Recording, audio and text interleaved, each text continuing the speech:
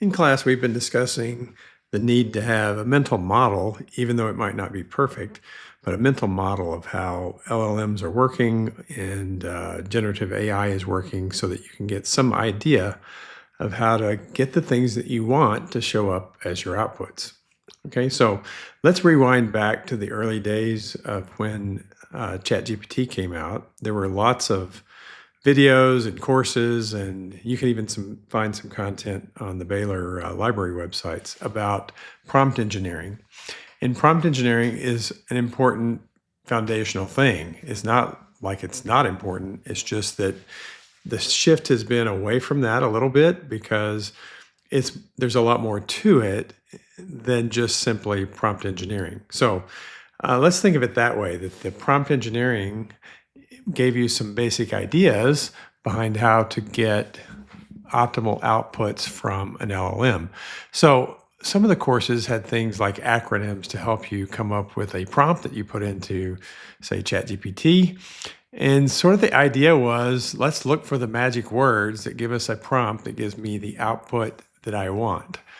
And of course, things have evolved a little bit over that to where it's not just a single prompt that you do when you're trying to get some useful output out of an LLM. Okay, so let's go over some of these prompts to get some of the prompt strategies to get some ideas of what people were thinking back in these early days, because they're still relevant. So one of the things you may have seen is, let's take this first one, race.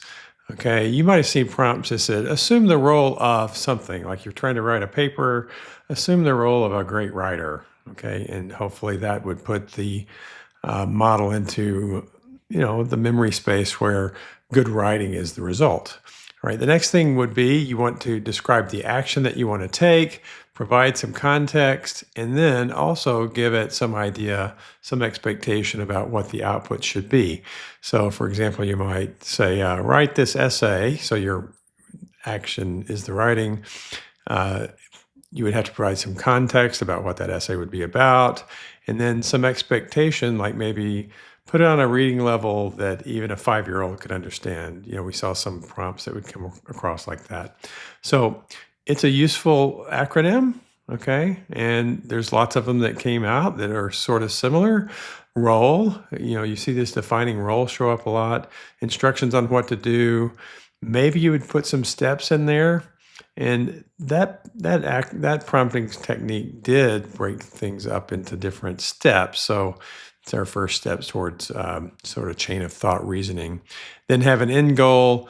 And then maybe, you didn't like the results and you tried to narrow those down to something more useful, because we all know LLMs are verbose and you get a lot of stuff that you don't really want. All right. So I think these ideas are still important, and you probably have heard these things, or if you haven't heard these things formally, you're probably incorporating these ideas into the way you use LLMs, because that's just how we naturally get better at things. We put in things, we see the outputs, and we adjust.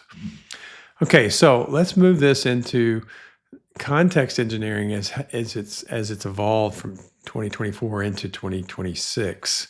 Okay, so I was looking for, did some searching on some metaphors that would help us understand this, and I came across this idea of the full kitchen, recipe cards to the full kitchen as a bridge from prompt engineering, where you're just trying to get, a single prompt with the magic words, out to context engineering, where instead of just working on a particular recipe, you're looking at how the full kitchen can help you produce the output that you want.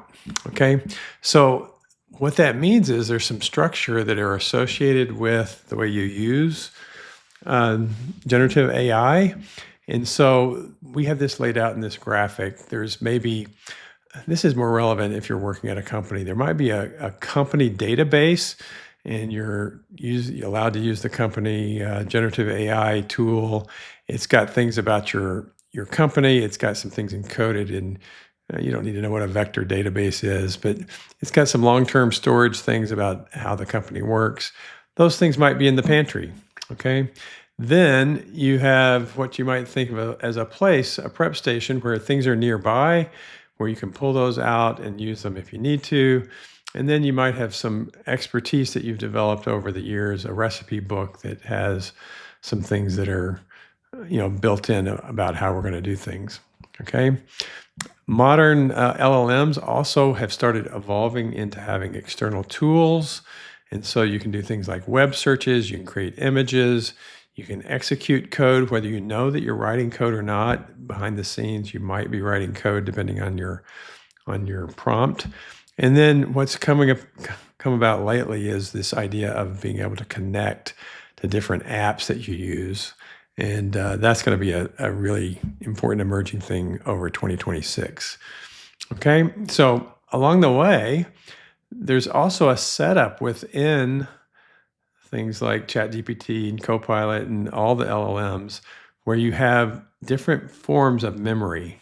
Okay, so let's walk through how this all works. Okay, whenever you're trying to work on something, trying to get a prompt, you start a prompting session. So you start with some user query, but along the way, you're probably going to iterate. You're trying to orchestrate the content. It generates some output, and you look at that and try to figure out, how to make sense of it. But let's think about what all is going into the context window. We talked about that last time when we showed that 3 blue, 1 brown video where the context window kept growing. It would feed that to the LLM. There'd be probabilistic predictions about what comes next. That loop is still working for us, okay? But it's a little more complicated. So I'm going to start here with a system prompt. Okay, so the system prompt is something you have no control of, but it is kind of important. We'll talk about in class some stories about how system prompts went wrong over the past couple of years and how that impacted the news. But this is something behind the scenes that you don't see. Another thing that you can see, if you look for it, is as you start to use programs like ChatGPT and Copilot and Gemini, you're developing a user memory. Their system's developing a user memory where it knows things about you. It's recording that. And that's to help shape, to get the outputs that you want more consistently to improve the product. So there's this user memory that's going on that you should be aware of. And we'll talk about examples of how that impacts how I use LLMs. Okay. Then, as you know, there's a chat history that you can develop as you put in a prompt. You get a chat history. And of course, then you're going to put in your particular user message to get things going. All right. So all these things are showing up into the context window that is going to the LLM. Along the way, there might be things that you ask where, it's going to need to search the web. So it's pulling up this tool to search the web. There might be other prompts where you are trying to create an image. Okay, so it's going to pull that in. So my point is, these things are happening whether you're aware of them or not.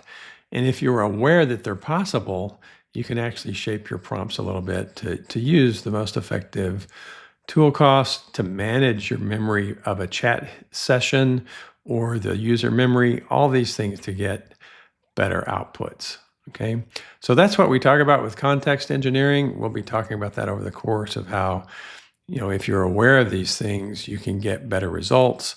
And it's not something that you need to really sweat about. I think if just a general awareness of how it's working helps you interact with the models.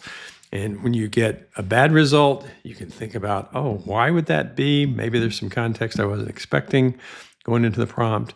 And importantly, when you get good results, you can kind of develop patterns that work for you. So from prompt engineering, these are good acronyms to know because you're trying to get this kind of context into this orchestrated context, okay? But this is more the modern approach of how you use LLMs.